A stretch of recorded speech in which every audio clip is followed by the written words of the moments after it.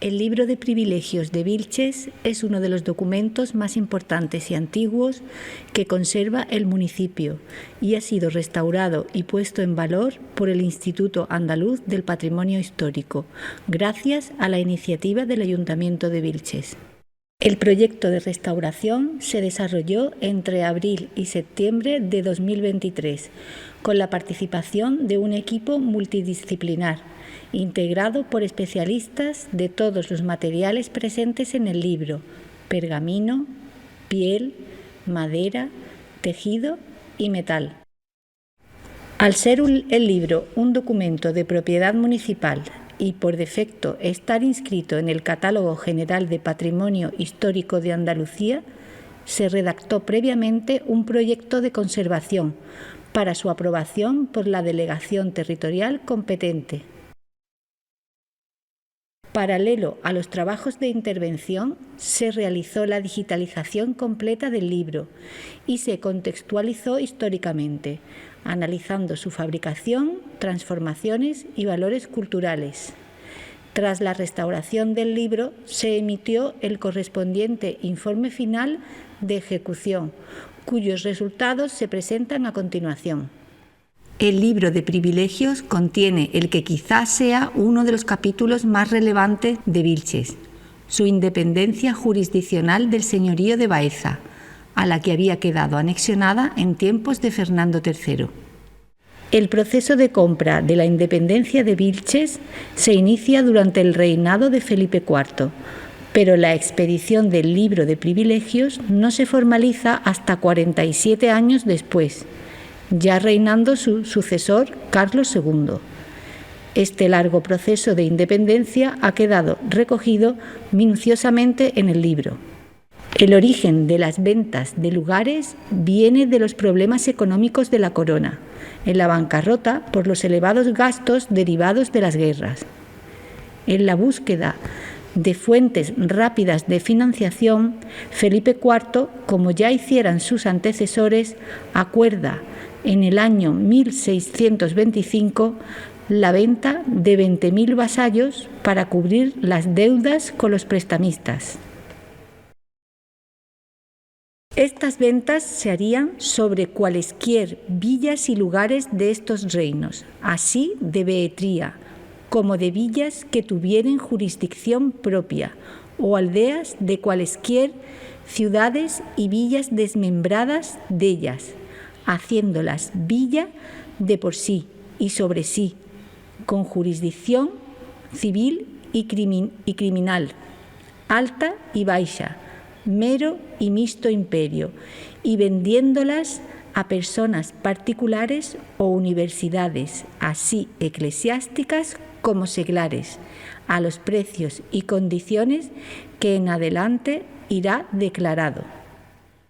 La mayoría de las ventas de jurisdicciones con justicia en primera instancia se producen en poblaciones del Valle del Guadalquivir y en los alrededores de la Corte de Madrid.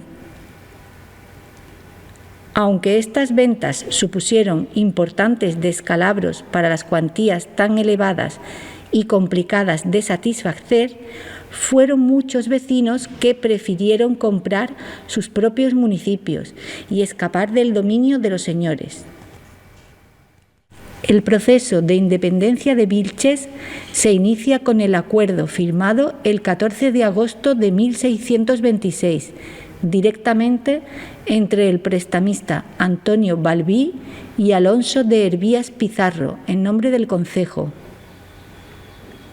10 meses más tarde se presentan en Vilches los jueces comisionados Juan de Hervías y Sebastián Zaldívar.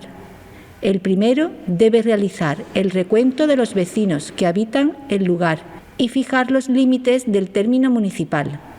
El segundo juez se hace cargo de la medición del término. Tras las averiguaciones casa a casa, se contabilizan 472 vecinos y una vez deslindado el término de Vilches respecto de las poblaciones vecinas de Linares, Baños, Villa del Viso, Santiesteban del Puerto, Úbeda y Rus, se confirma una extensión de algo más de 13 leguas. La Corona, buscando siempre la opción más ventajosa, calcula el precio de la venta de Vilches a partir del término municipal y fija la cuantía en 83.286 ducados. Vilches no puede asumir el coste y en 1636 denuncia a la Corona las escasas oportunidades que brinda una tierra sin fruto ni aprovechamiento, como es Sierra Morena. Un nuevo acuerdo, esta vez entre el factor general de la Hacienda Real, Bartolomé Spinola, y Francisco Vázquez Montes por parte de Vilches. Fija el precio de la venta a partir del vecindario, a lo que añaden 12.000 ducados de plata en concepto de intereses. Las dificultades para asumir los pagos continúan y en 1639 Vilches solicita un nuevo ajuste y cambiar a moneda de vellón los iniciales ducados de plata. Ese acuerdo supone abonar el impuesto de la media annata que asciende a más de 600.000 maravedíes de vellón en un plazo de un año. Finalmente, abonados los impuestos y los intereses generados, en 1644 se certifica la compra de Vilches por parte de los vecinos al precio de 6.400.000 maravedíes de plata, más 12.000 ducados de vellón, en concepto de intereses. La tramitación del documento de privilegio, por causas que se desconocen, no se empieza a gestionar hasta el año 1666, ya bajo el reinado de Carlos II. En el último folio del libro de privilegios se recoge el proceso de expedición del documento. El privilegio, que se otorga en Madrid el 14 de enero de 1673, lleva la firma autógrafa de la reina Mariana de Austria, como tutora y gobernadora de su hijo, el rey Carlos II, entonces menor de edad. Refrenda la firma real el secretario real García de Bustamante y a continuación figuran las firmas de comprobación y autorización de los distintos responsables y oficiales de la Hacienda Real, realizadas de su puño y letra. También en la primera página del libro de privilegios aparece otro indicador de la gestión del documento por la Cancillería Real de Carlos II.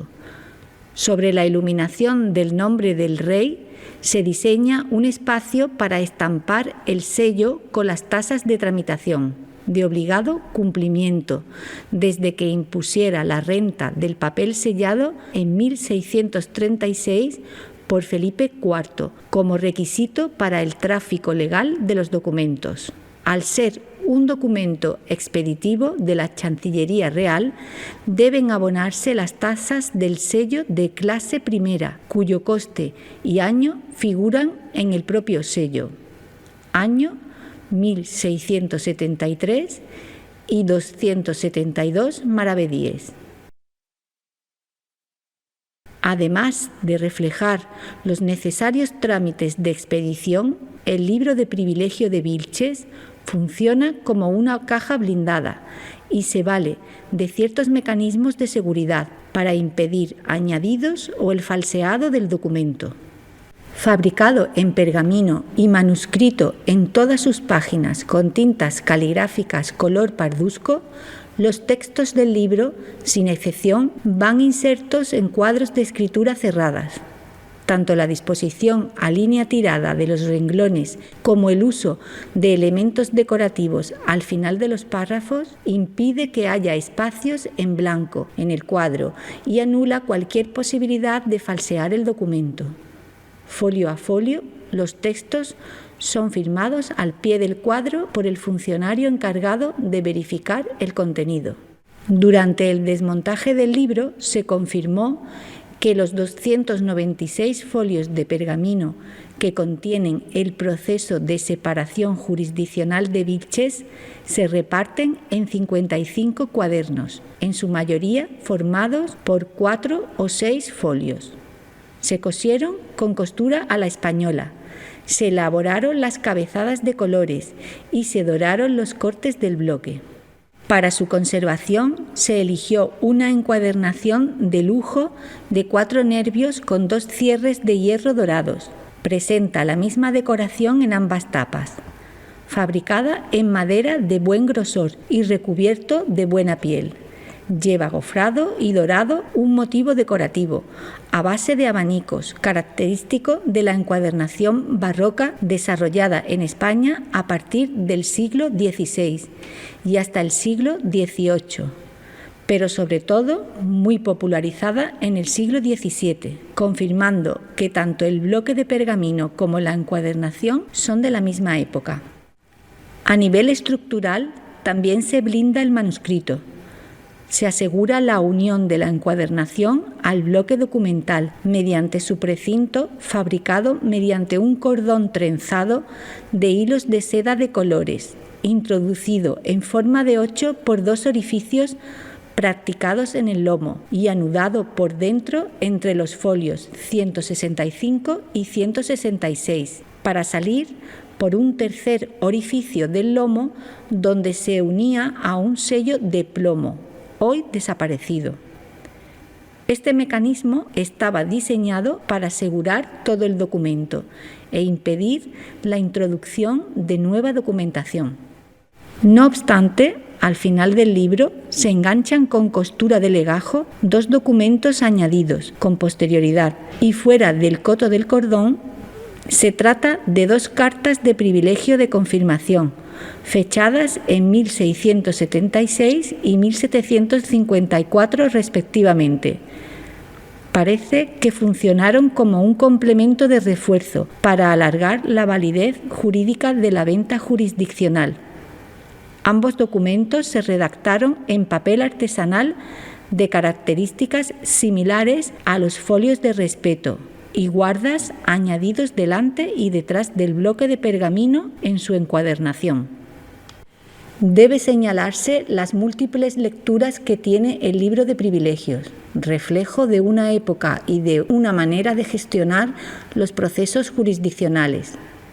El libro de Vilches marca el momento en el que la comunicación oral y directa con la corona se vuelve escrita, generando una auténtica obsesión por acreditar el qué, el cuándo, el cómo y el por qué. Sin el documento escrito, la maquinaria administrativa de la corona no se pone en marcha, y en esa obsesión por preservar todos y cada uno de los documentos, el expediente administrativo aumenta su volumen exponencialmente.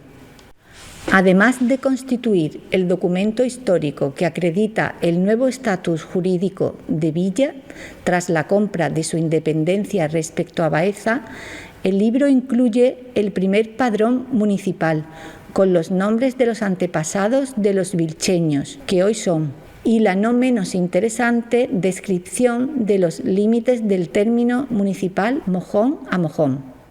Con el paso del tiempo, los valores históricos y documentales, los artísticos y artesanales que encierra el libro de privilegios de la Villa de Vilches transmutan y con el conocimiento del pasado prevalece un valor de identidad social. Antes de entrar a explicar el proceso de restauración, debe entenderse que el estado de conservación del libro de privilegios, cuando ingresó en el IAPH, estuvo condicionado por sus características físicas. Su gran envergadura ha dificultado su manipulación, pero también las desafortunadas ubicaciones sufridas a lo largo de la historia en entornos de humedad y temperatura elevadas que ocasionaron la proliferación de microorganismos. En los primeros cuadernos del libro aparecen manchas de color negruzco debido a la presencia de este foco de humedad, también visible en la decoloración del tejido que protege la misma página. Pero, como se ha dicho, es el propio peso y tamaño del libro de privilegios el principal problema de su estado de conservación. Esta dificultad para su manejabilidad es la causa de que la encuadernación perdiera en cierto momento su funcionalidad, peligrando la integridad del documento, Primero debido a la rotura longitudinal de la tapa delantera de madera y después por el debilitamiento y la quiebra de la costura del libro y el desprendimiento de algunos cuadernos. El deficiente estado de los dos elementos de cierre terminaron por anular la protección de la encuadernación. El hierro y el dorado de los broches estaban muy alterados y debido a la pérdida de varios clavos, una parte de los cierres estaba casi suelta. Importante es también el cordón trenzado de hilos de seda que va introducido por el lomo y abraza el documento. Aunque se ha perdido el sello de plomo que colgaba, conserva parte del cordón y son visibles los orificios por los que se introduce en el interior del libro. Este elemento ejemplifica el proceso de tramitación de la Chancillería Real y merece ser devuelto a su posición original, aunque no pueda completarse el enlace. También el sello de placa que valida la confirmación del privilegio en 1676, inserto dentro del primer cuaderno de papel añadido tras el bloque de pergamino, debía ser recuperado. Presentaba desprendimientos de la impronta por falta de adhesión y pérdida de la cera roja. Este conjunto de alteraciones, unido al envejecimiento natural de los materiales y la ausencia de un sistema de protección externo del libro de privilegios, provocó un deficiente estado de conservación.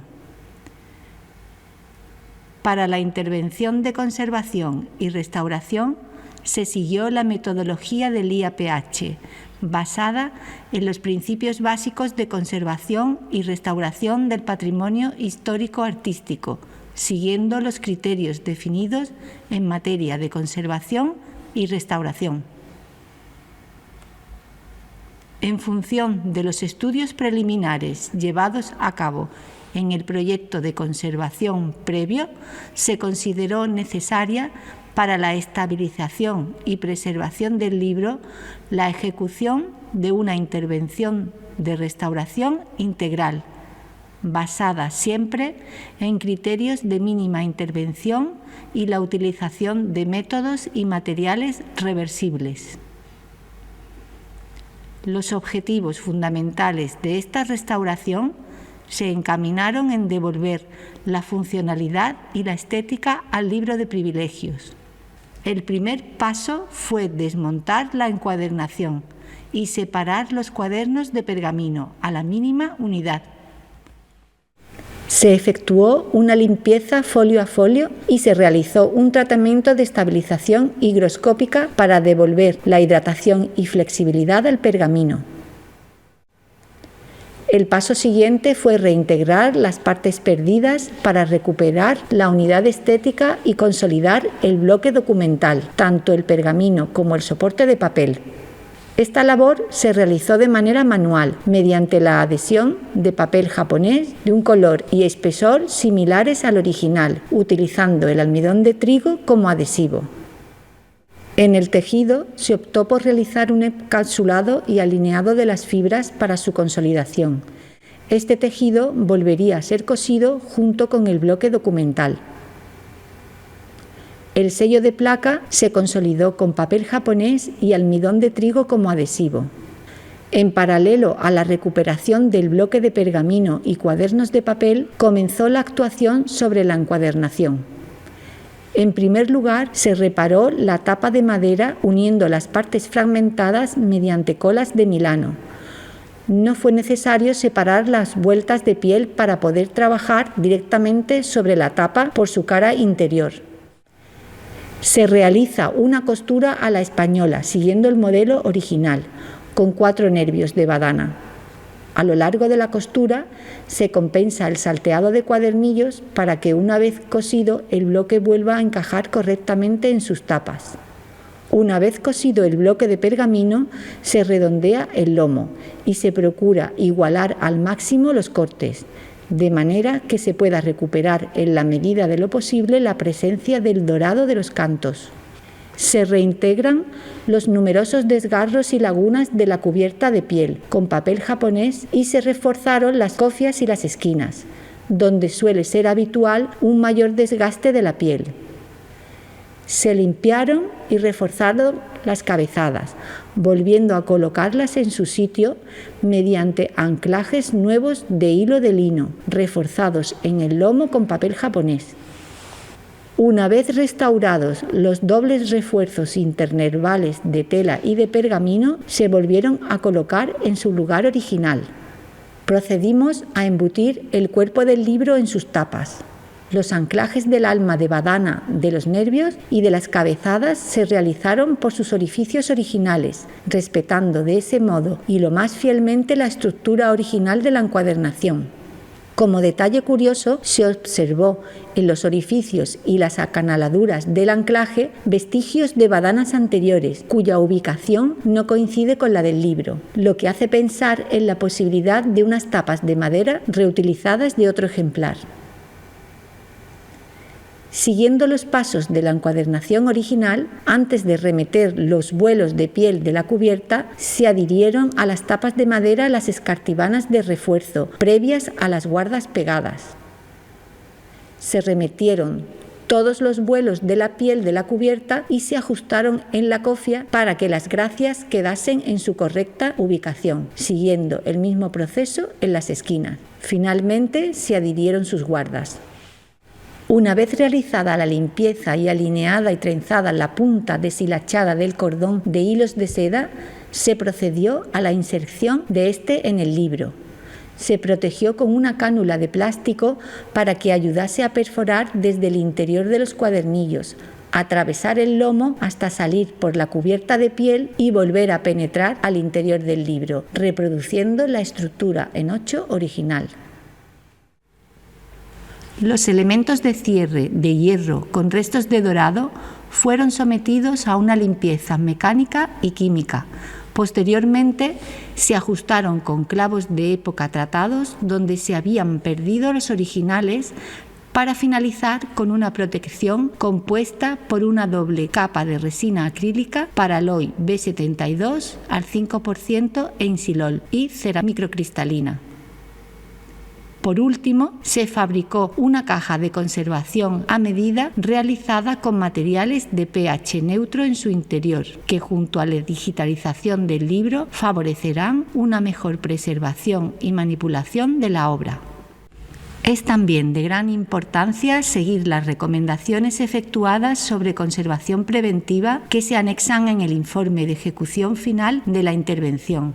Con todo ello, podemos minimizar riesgos para asegurar la transmisión a futuras generaciones de este excepcional ejemplar.